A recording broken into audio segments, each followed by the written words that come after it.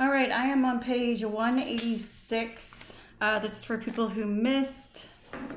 What we did was we went through some practice problems, reviewed some new types of problems, and then did more practice, and then we did blood typing. So on page 186 and 187, you guys were supposed to do numbers 1, 2, and 3 on your own. And so I'm just going to run through those real quick. So this is basic Mendelian genetics, which is also known as complete dominance. Complete dominance.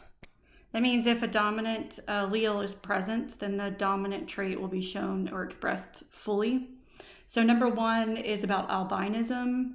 Albinism is recessive to normal skin pigment. If 2 heterozygotes have children, what is the chance that a child will have normal skin pigment, and what is the chance that the child will be albino? So you make your Punnett square, and you have, it's not supposed to happen. You make your Punnett square, and you have 2 parents. They're both heterozygous. So that means that. And you'd cross them. And so what is the chance for normal pigment and albinism? So normal pigment, 3/4 chance or 75%. Albinism, 1/4 chance or 25%. And it's really that easy. I'm trying to erase this. I may have to get a new slide. Okay, the next question says, if the child is normal, what is the chance that it would be a carrier? And so I should have showed you that. I'm gonna have to fill it out again.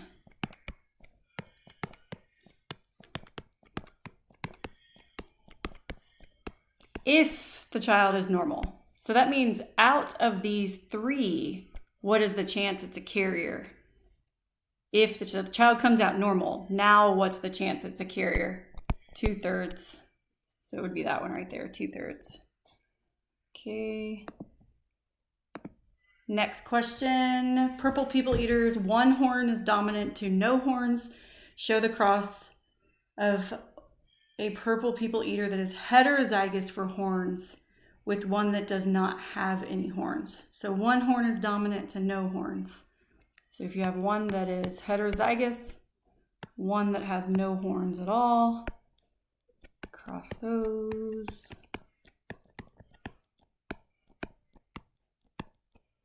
And then the question asks, summarize the genotypes and phenotypes. So 1/2 would be big H, little h, they would have horns. And 1/2 would be little h, no horns. So that would be the answer to that one. All right. So those are pretty easy, I think. Okay, number 3, in humans, brown eyes, big B, is dominant to blue eyes, little b. If 2 heterozygotes mate, what will be the genotypes and phenotypes of the offspring? Heterozygous, heterozygous.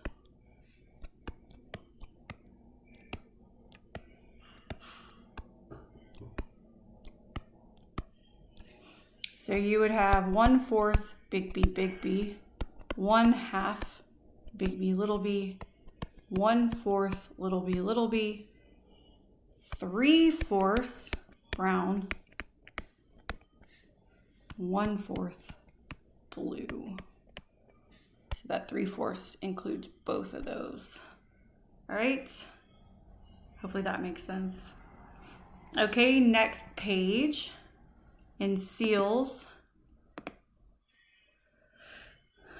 let's see, it says the dominant allele, big W, codes for long whiskers, and the recessive allele, little w, for short whiskers. What percentage of the offspring would be expected to have short whiskers if you have 2 long whiskered seals, one that is homozygous dominant and one that is heterozygous? So that one's the homozygous dominant. Now we have a heterozygous. And so we cross these.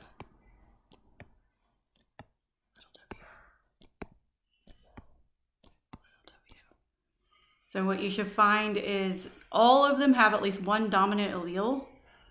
So it says what percentage of the offspring would be expected to have short whiskers. The only way to have short whiskers is if it's little w, and we don't have any of those. So the answer is 0%. Okay. All right. Number 5, current slide. All right. Number 5 is a 16 box Punnett square. It gives you 2 traits, color and plant height. It says you have parents that are heterozygous for both traits. They're heterozygous for color. Both parents are heterozygous for both traits.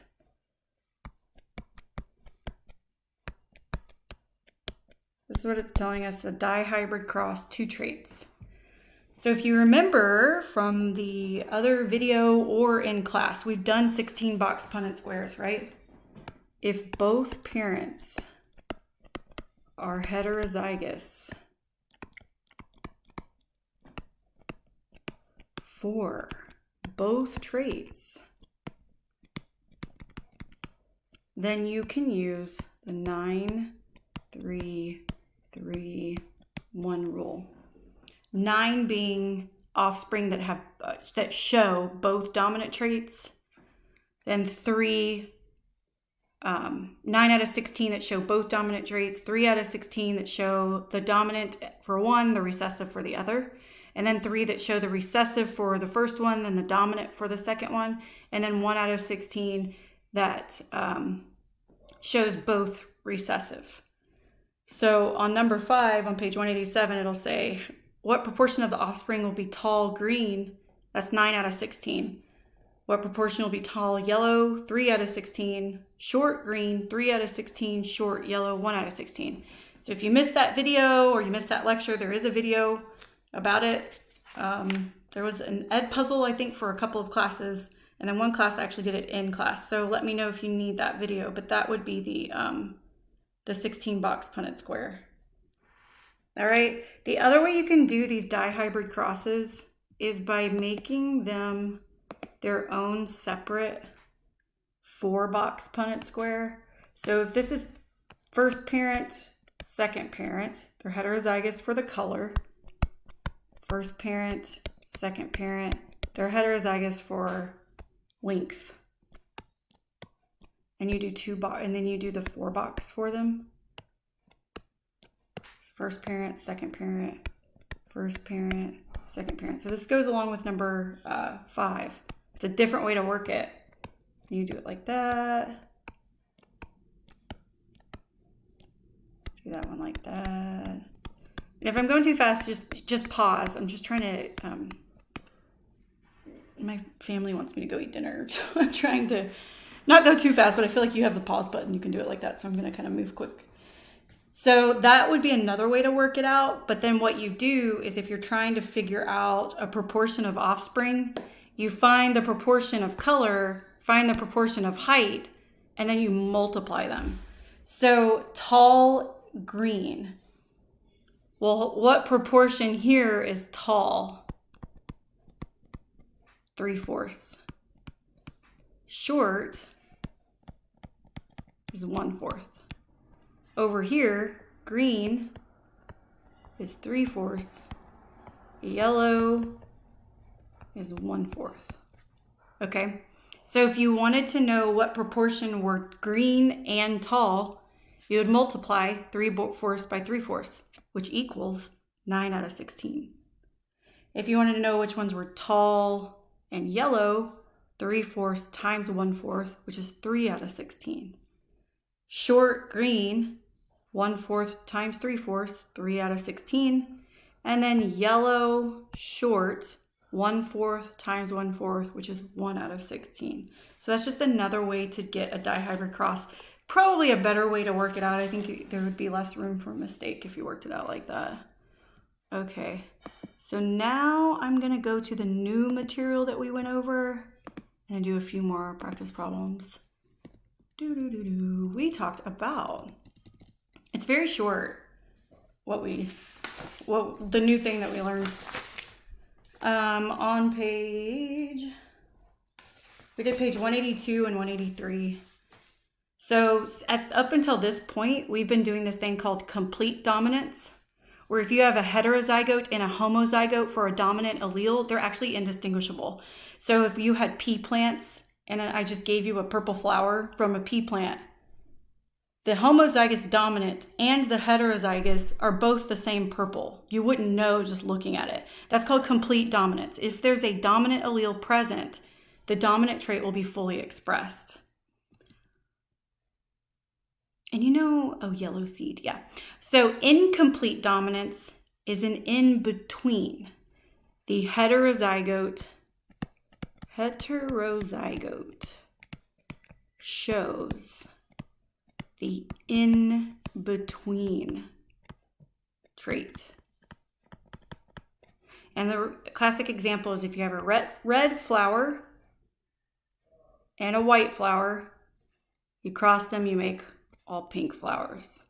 So the way we would do that problem is we pick two letters, red, white.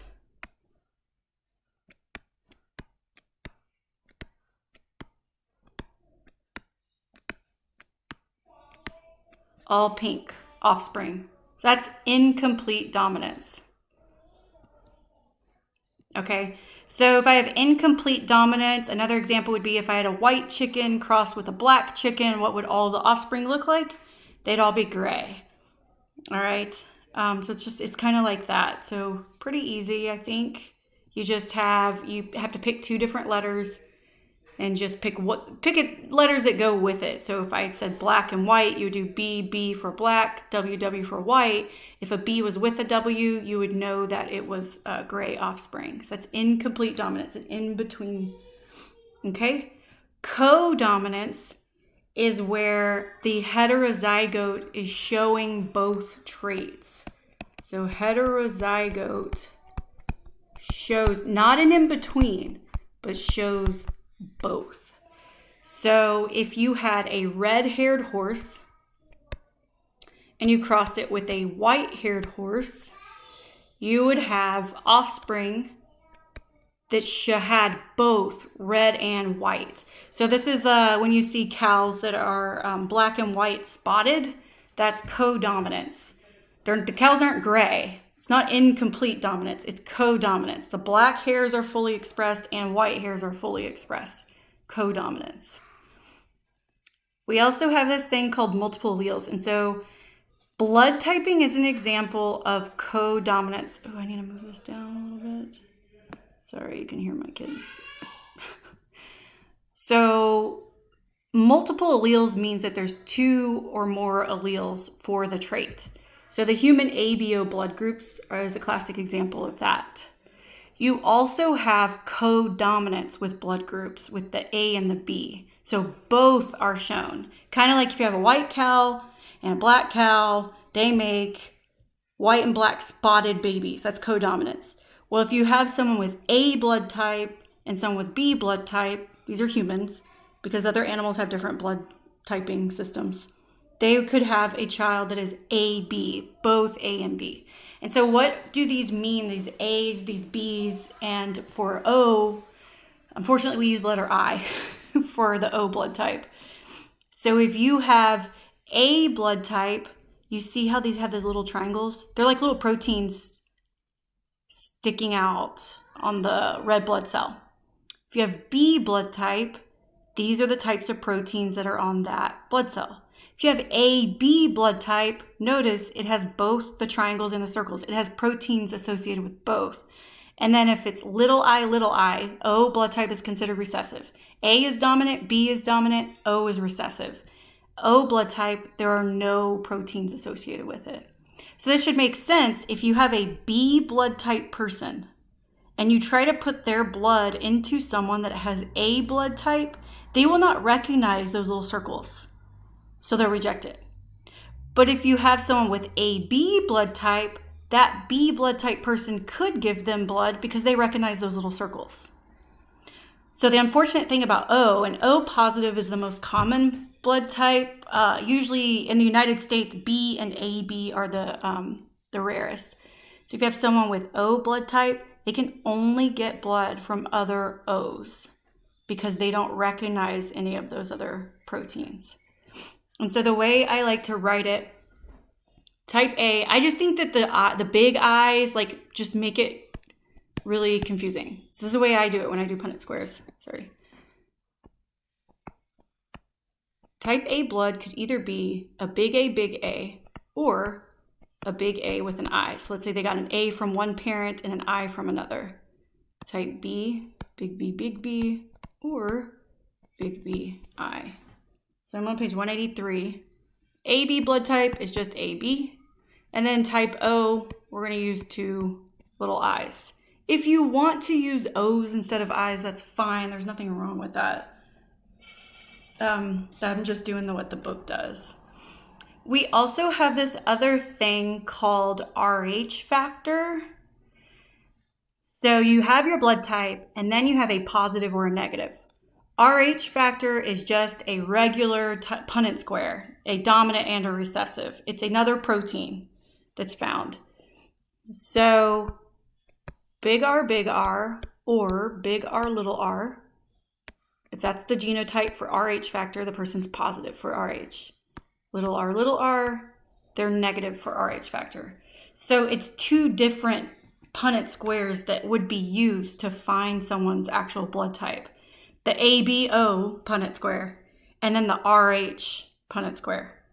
We're only going to do ABO Punnett squares. We're not going to do the RH, but just know if someone is RH negative, they cannot receive blood from someone who's RH positive because they won't recognize that protein. So notice here, AB positive. AB positive has every type of protein on the red blood cell that it could possibly have. Therefore, an AB positive person can get blood from anyone. So that's the most convenient type to be. You can get blood from anyone because there's nothing that your body would not recognize if you're AB positive. Notice AB negative cannot get from other positives. They don't recognize that RH factor, but they can get from any RH negative donor. O negative has none of the proteins at all. Not an RH protein, not an A protein, not a B protein. O negatives can only get blood from other O negatives. So that's unfortunate. All right. So we are going to do, there's this fun game online that can't play anymore because of that Adobe Flash Player thing. I loved doing that game. Last year was the first, no, wait. Yeah, we were able to play it last year. It's the first time we can't do it. So sad. Okay. Those are the only notes that we did. We're going to do some practice problems. Page 188. So let's kind of put this all together. Number 1 on page 188 says, in radishes, the gene that controls color exhibits incomplete dominance. Pure breeding red crossed with pure breeding white make purple. That's so annoying. If you can just cross out purple and put pink to help you understand it better. It says, there's your red, there's your white, there's your pink, or if you want to leave it purple, you can have that purple. What are the genotype and phenotype ratios when you cross a purple or pink with a white? So here's what you're doing. You're taking your heterozygote, crossing it with a white. This is incomplete dominance.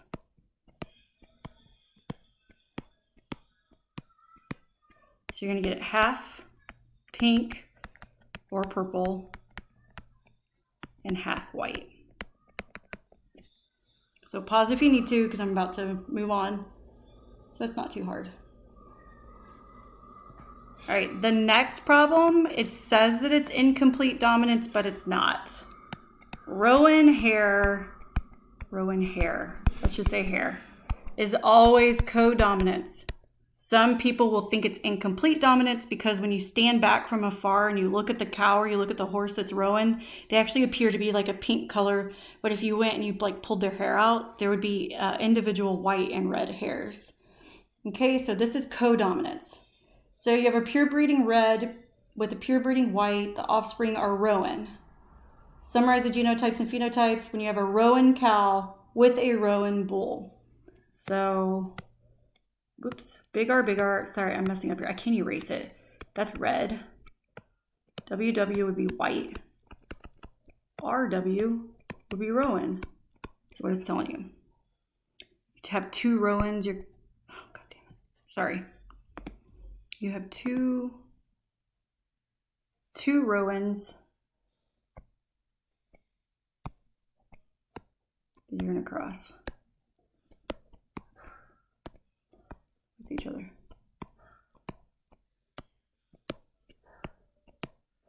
Okay, and that's what you get. Summarize the genotypes and phenotypes. Well, you would get 1/4 red, 1/2 rowan, and 1/4 white. So if someone came up to you with $5,000 and said, I want a brand new rowan baby cow, how would you make that happen? Because you know that a mama cow is only having like one, maybe two at a time. How can you guarantee that person, they're giving you $5,000? It's really expensive to breed cattle, I think. I don't know. But let's pretend it is. You don't want your money to go to waste. You want to make a good profit off of this. How can you guarantee that you're going to get that person the rowan baby cow that they want? Would you take a rowan bull and a rowan cow and cross them? No, because you could have a red one come out or you could have a white one come out. The only way you're going to guarantee that you get the rowan baby cow is if you take a pure red and a pure white and you cross them. It's a 100% chance that the baby would come out rowan. So if you were thinking about being a cow breeder, there you go. That's the secret to getting rowan baby cows. All right, co-dominance. Okay, now we're going to do blood typing. Number 3 on 188, a man with type AB blood marries a woman with type B. Her mother had type O. List the expected phenotype and genotype frequencies of their kids. So you know that he is AB. It's just a regular Punnett square. She's type B. She could have a big B, or she could have a big B, little I. But what they told us is that her mother was type O. Her mother only had these 2 little I's to give.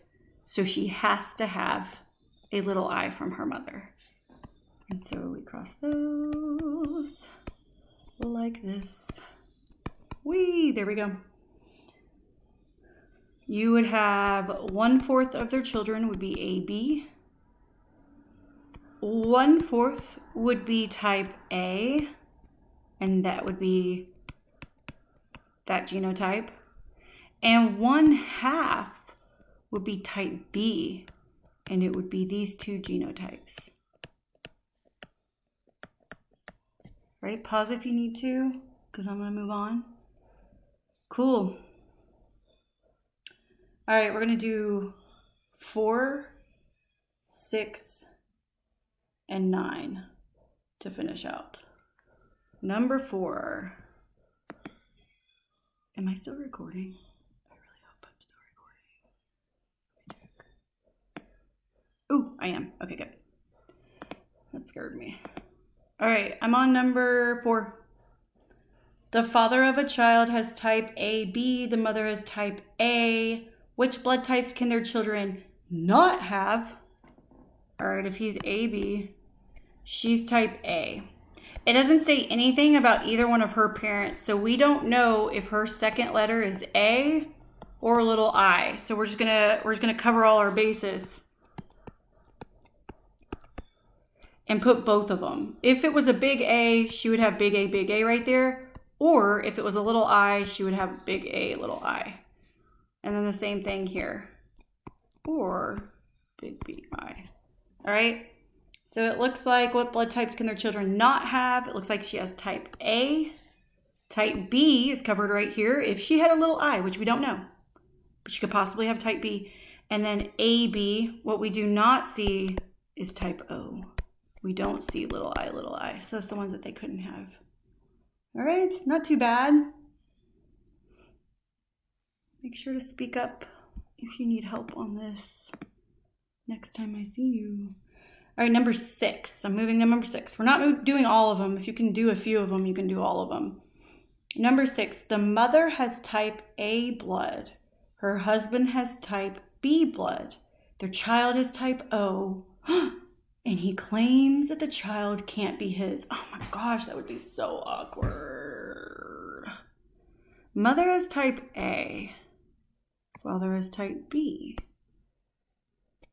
Okay, well, we know that they could have an AB child. We don't know the second letter. That's the problem. But it is possible that the second letter could be an I for both of them, and that would be their type O kid. So you know what? It says the father claims the child can't be his. Is he right? He is not right.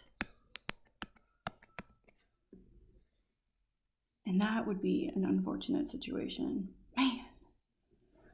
Whew. We should do number 7. I want to know. Okay, let's do number 7.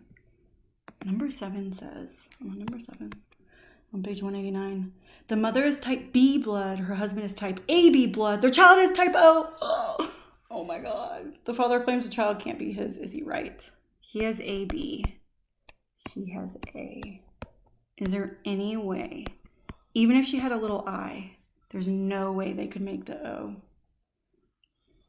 He is not the father. All right, cool. One more problem. This doesn't have anything to do with codominance or incomplete dominance, but it's something called lethal dominant, which is still important. So number 9, achondroplasia, which is dwarfism in humans. That is a dominant gene. And that might surprise you that that is a dominant gene. But it can be a dominant gene because, so you're probably like, if achondroplasia is a dominant gene, why don't more people have achondroplasia? And the reason is because it's more difficult to have children, to carry children to term. And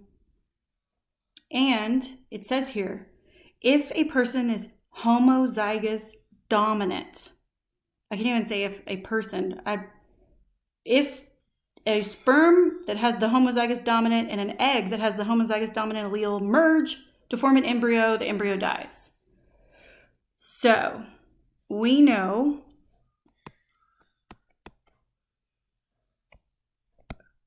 dwarfism, little d equals no dwarfism,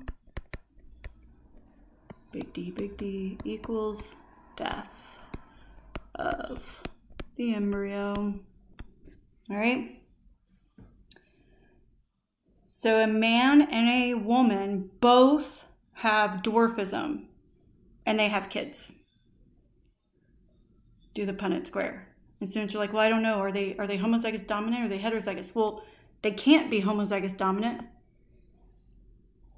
because embryos die that are homozygous dominant. If someone has dwarfism, they can only be that. So this is their Punnett square.